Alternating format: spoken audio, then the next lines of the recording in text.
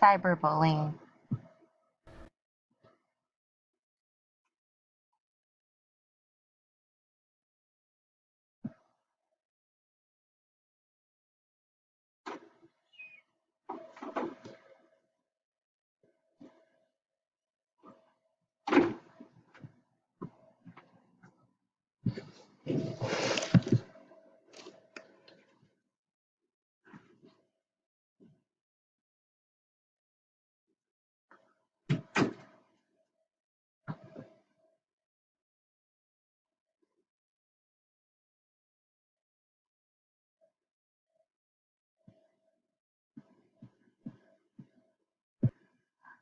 What is cyberbullying? According to Mooney and Knox, cyberbullying refers to the use of electronic communications, websites, emails, messaging, and text messages to send or post negative or hurtful messages or images about an individual or a group.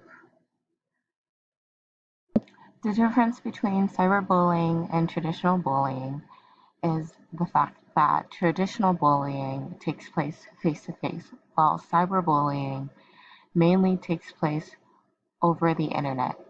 However,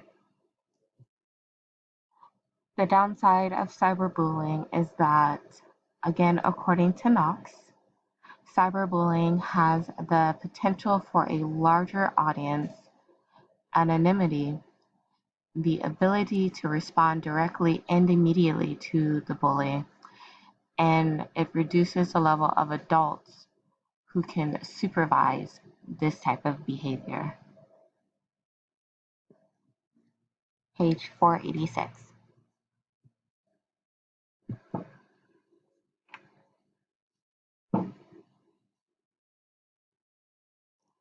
While cyberbullying on the micro level may not seem like a huge issue, the shockwaves that such negative behavior create can ripple across cultures, classes, society itself.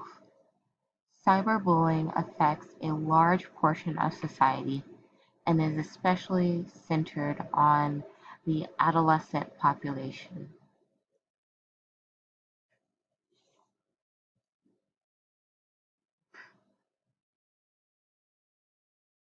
In recent reports in 2016, 92% of teenagers use the internet, with 79% also using social media sites as well.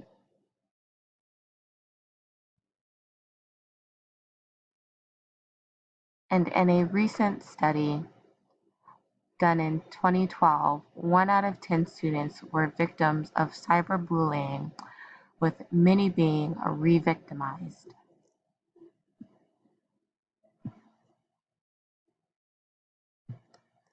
And a survey done by the National Crime Victimization Survey, done in 2011, estimated that 2.2 million students experience cyberbullying. That means that 9% of the student population has reported experiencing cyberbullying at one point during their education.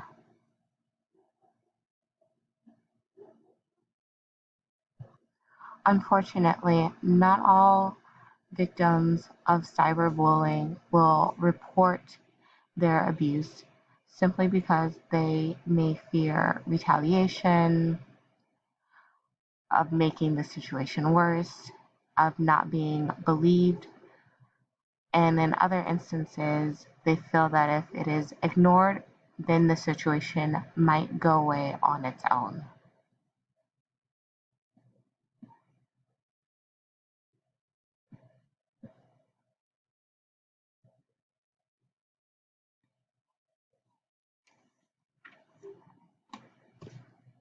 What is the cause of cyberbullying? As notated on the left, some of the causes can be revenge, control, dominance, entertainment, following along with the majority, emotional projection,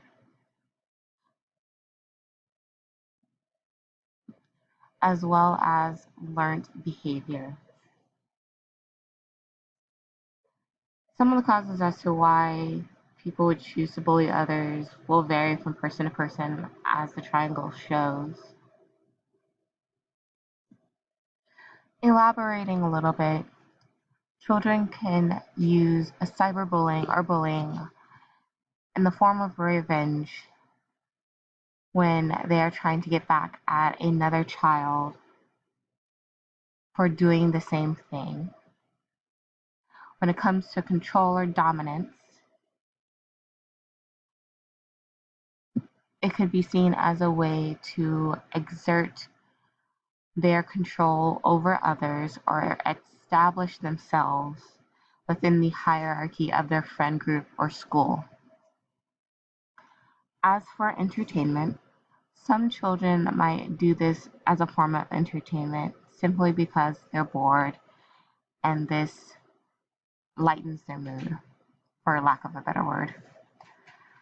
Following the majority can relate to students following the majority of the crowd who is bullying another student, either to fit in with that group or to avoid bullying themselves.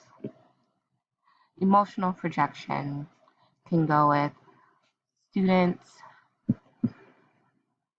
students being under immense amount of stress or mental, physical, or emotional trauma themselves from home or other instances, and not knowing how to appropriately communicate their issues, they then take those issues out on their fellow students. And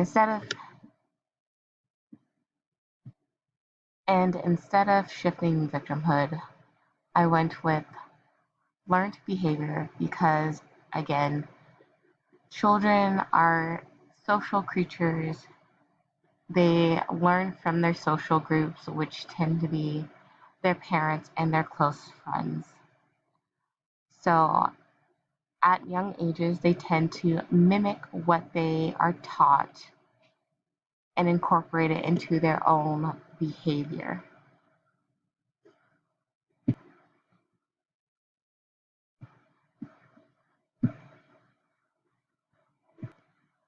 The consequences of cyberbullying. The consequences of cyberbullying are far-reaching. For the victims, it can express itself in bouts of anxiety, depression, self-harm, stress-related disorders, self-isolation, changes in mood and behavior, and even suicide.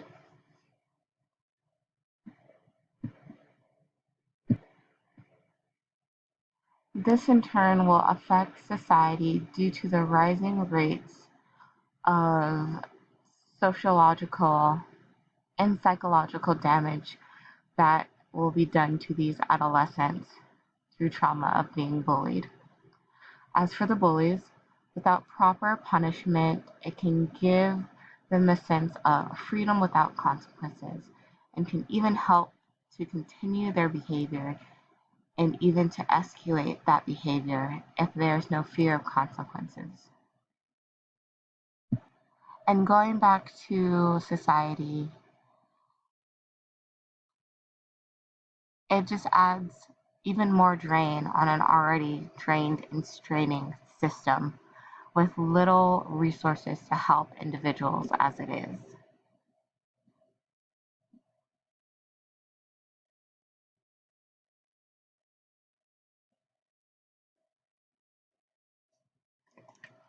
Benefits. When it comes to who would benefit from the act of cyberbullying, there's no one who truly benefits at the end of the day. The victims are left to deal with emotional and physical trauma that could affect them in certain aspects of their lives for years to come. Society would be left with having to deal with this growing crisis and the inevitable fallout that should negative behavior that negative behavior might cause.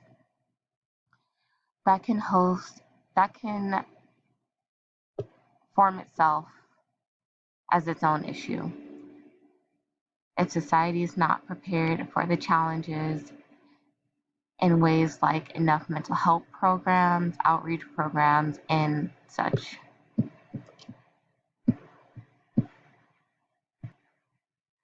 The bullies may think that they benefit, but the nearly 30% of student bullies will face cyberbullying themselves.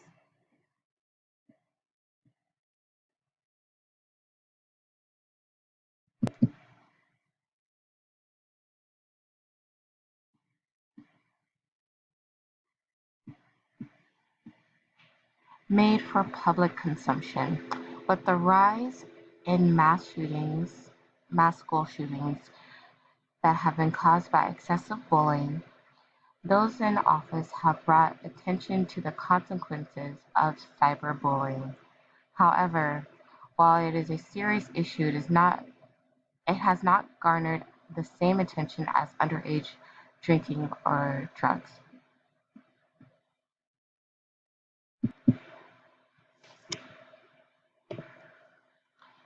Anti-Bullying Act. Despite the lackluster response from those in power regarding cyberbullying, the Anti-Act was passed in 2013 in order to protect students and prevent further bullying, requiring schools to adopt certain policies to help instances of bullying.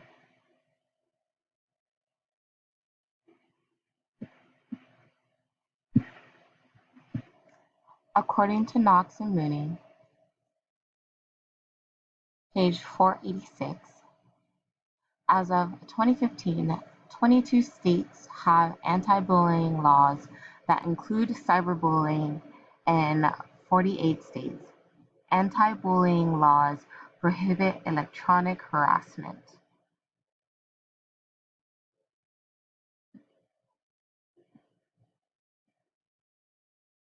Not enough. Unfortunately, the law is not enough since the internet offers bullies anonymity, making it harder to address the cause and perpetrators of the bullying. More people should be involved in helping solve this growing issues, from congressmen to teachers and anyone in between. Businesses, social media platforms, all the same. They should all be helping. So much time is spent on these social media sites, and yet not enough of them are doing what they can to protect children from bullying. There have been too many instances of children being taken advantage of, their information taken advantage of,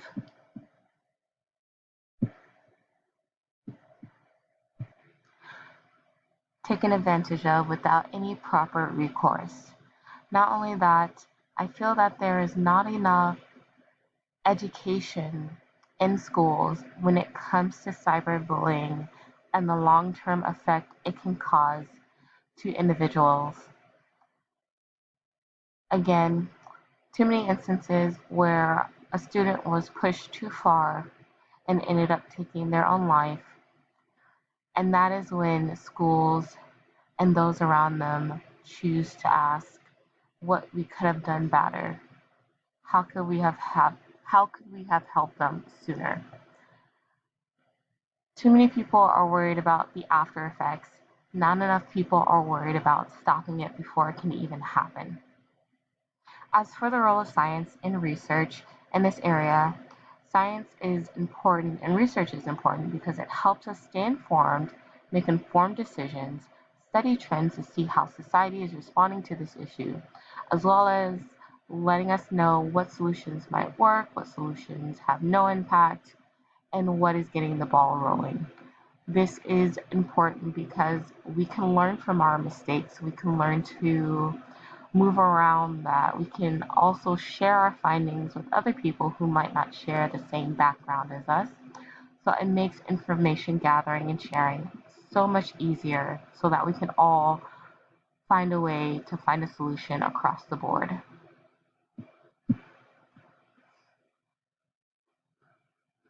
Thank you.